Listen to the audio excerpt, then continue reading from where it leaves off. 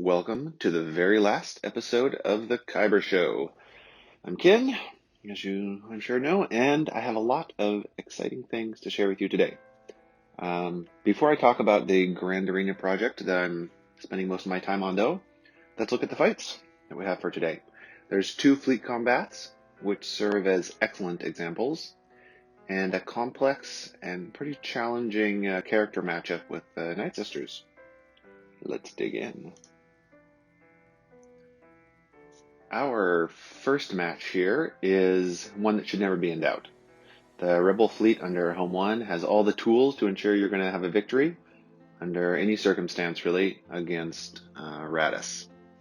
So there's a few things you have to pay attention, though. With Resistance X-Wing on the enemy side, you're going to get dazed at the beginning of the fight.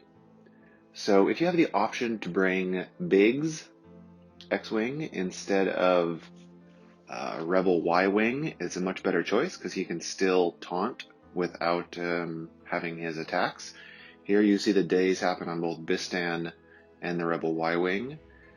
Han's Millennium Falcon does not open with the watch this move, which is good, so he can save it. However, he used a mass attack at the beginning instead of the heal from Home 1, and this now, again, is another opportunity to use a heal. Or the Phantom, or Biggs, basically another taunt in the way. Bringing Cassian in doesn't do much because the Clone Sergeant's ARC 170 is there, and he taunts as long as there is any protection on him. So his protection is taken out now, but it doesn't stop the Rebel Y-Wing from getting taken out, which is points that you really don't want to lose. So Rey's Millennium Falcon is out of the fight now. And here you can dispel buffs and put target lock or threat assessment. Here you could do another heal on Bistan. Oh, and it looks like we're going to lose Cassian as well. Yep, there he goes. So this fight is a lot, basic is a better choice here. This fight is a lot closer than it had to be for two main reasons. Biggs is a much better tank when you're up against the Resistance X-Wing in the opening, and Rebel Y-Wing, again when Resistance X-Wing is there, should always be dispelled as the first move. There's no reason to call an assist when half of the, or more than half of the team, 1 or 2/3 of the team is dazed, because it's all the assists. There goes Rebel or Resistance X-Wing dazing Biggs, but as you'll notice, either when Biggs crits or when you get a crit from Bistan, which is possible, he has advantage now, still didn't crit, you can apply target lock. But it's really just a matter of cleanup now. There's nothing that Radis has that could really threaten the damage that the Home 1 fleet can put out. Still getting close for Biggs here, but he has a pretty, there goes another crit, more protection for him. Would have been a smart move to give yourself bonus turns there from Home 1, but really doesn't matter. Having the additional person is not a bad idea, I guess. And just a matter of taking out the Resistance X-Wing at the end. I think Radis, here the middle move to generate target lock and turn meter is a better choice. Yeah, Radis takes out Home 1. Don't see that too often. But the fight should be over here momentarily. Call an assist from Biggs, and the being Home 1, very convenient. And now finally, Wedge and Tilly's X-Wing. Funny to see Wedge there in the Resistance fleet. Finally taken out. That really should have been 67 banners, just the opening two moves that could have been different, but good fight to learn from. This is an awesome fight. Another Home 1 fleet with Biggs, this time in starting instead of Rebel Y-Wing, against a Negotiator fleet. We reviewed a similar fight, Rebels against Negotiator, a couple of months ago, but it had Ahsoka Tano instead of Rex, and the Rex version's a bit harder. Fight starts out perfect, cleansing Biggs after he gets hit with a heal and buff immunity from the ETA2, and they got him down, got ETA2 down quite a bit in the opening salvo. So Republic Protection was used by Negotiator, and now it's trying to get off of Unending Loyalty. Having Plo Koon come in is the sort of worst possible case for the Rebel fleet, but bringing Cassian in, this is the perfect time to bring Cassian. Calling assists, got rid of the other Unending Loyalty, no bug thankfully. And now the AoE move from Han's Millennium Falcon takes out ETA2, and it's just a matter of cleaning it up. In this case, he's going after Plo, which is a good move. The taunt can be a little bit annoying that Plo can use, but the most annoying character, well, no choice now to go after anybody who had BTL2. No mass assist because everyone is dazed. Should use the target lock move, although BTL is going to do a dispel, so sort of wasted there, but it's good to have Bistan in stealth for his additional damage. Fives is actually good for you here because he will apply 2 debuffs on his basic, which oftentimes has a chance of cleansing your team, because once you have 3 or more debuffs, Han's Millennium Falcon, his unique will actually cleanse you, so 5 is actually pretty good, and he gives you TM when he attacks you too. Anyway, going after 5s is fine, but Rex is by far the most annoying character on this team now, and after you've taken out the damage threats, it's better to go after Rex generally, because he'll make the fight go a lot smoother. Again, once you take out ETA2, it's extremely difficult to lose, and the way that the fight went here at the beginning was nearly perfect. There is a little bit of RNG involved, depending on which the first reinforcement is from Negotiator, and theoretically, if you get literally 0 assists from Han's Millennium Falcon, you have a chance of losing, but you can counteract that by making sure you have smart reinforcements, like Ghost, for instance, which is a way to kill ETA2 even if there's taunts in the way with his AoE move. But there we go, against a more difficult fleet than the Raddus for 66 banners. Very well done fight. Great example. Alright, our last fight here is a very uncommon one. Challenging, given the heals and regeneration from Resistance Hero Finn's unique and rallying call. His Spark of Resistance unique and rallying call. So, starting out, the resistance are going quite a bit, and you've already lost both of your characters. However, the healing block now is gone from Rey for a couple of turns, so that's good. Really, the only goal is to take out Resistance Hero Finn right away so he doesn't keep healing the resistance team and keeping Plague off of them. Basic is smart, does damage to everybody since there's Plague on the target.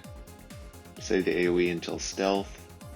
Although now that Rey has Plague, you can also use a basic and deal special damage to everyone else with Plague.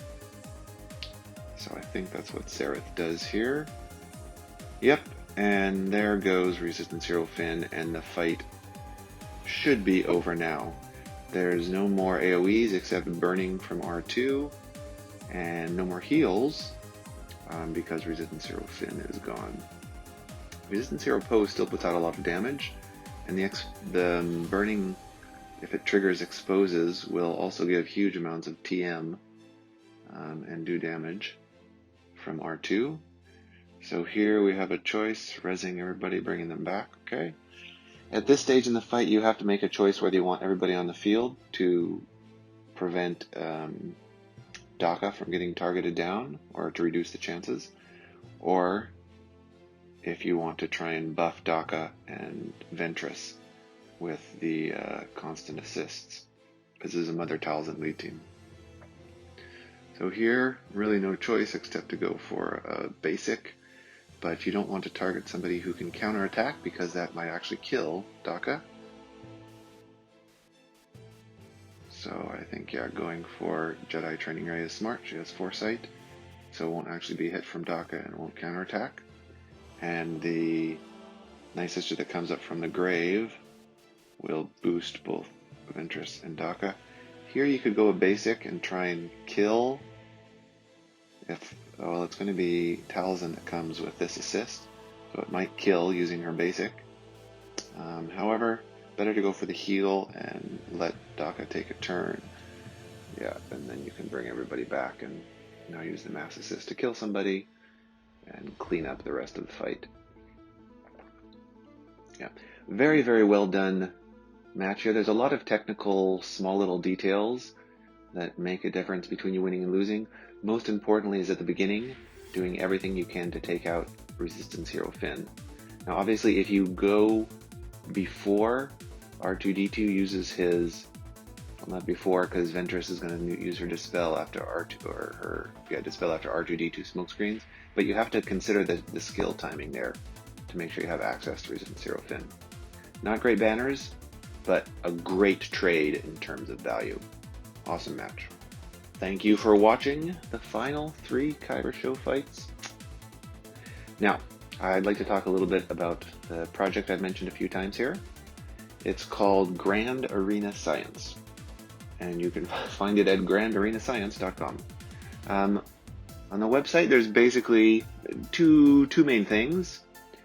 I think what most people will find some use from are the counter videos.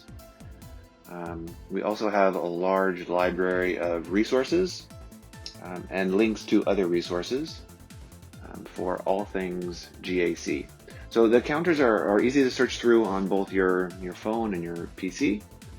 And essentially you see, if you search depending on what leader you're looking for, then you'll see a list of other characters you can include, and it will show different counters there. You can see the outcome of each of the fights, along with a little note. Before you watch the video, there's a link that goes directly to that point in whichever video it is. There's a link to the swgoh.gg counter report for that character and for that leader and season as well. Right now there's some hundreds of 5v5 and 3v3 and fleet counters that you can choose from. And most importantly, they're all hand-picked as a good representation of that particular counter. There's new ones added every day or week, I guess, depending on if there's a GAC going on or not. As the different reviewers see videos and choose them to be added. So stuff will be added, or is added, really whenever there's an interesting fight that represents some counter that we don't have listed there already. There's even a few guides included. If there's a very good counter guide for some particular matchup that's difficult, you'll see in there it listed as a guide type of content as well in the same search. Besides the videos, there's also links to hundreds of different GAC resources. Again, guides, Discord servers, team building videos, modding advice. It's all about GAC, only about GAC, and it's all created and directed, prioritized by the community of Grand Arena scientists and those who are just thirsty for some Grand Arena knowledge. There's a Discord server you can join if you want to ask questions or help research stuff, or if you just want to provide feedback on what you'd like to see the scientists research for the next projects. If you do join Discord, you can see the list of the upcoming projects that we're currently actively working on. And I have a long list of upcoming features planned for the website that I'll be sharing next week or so too.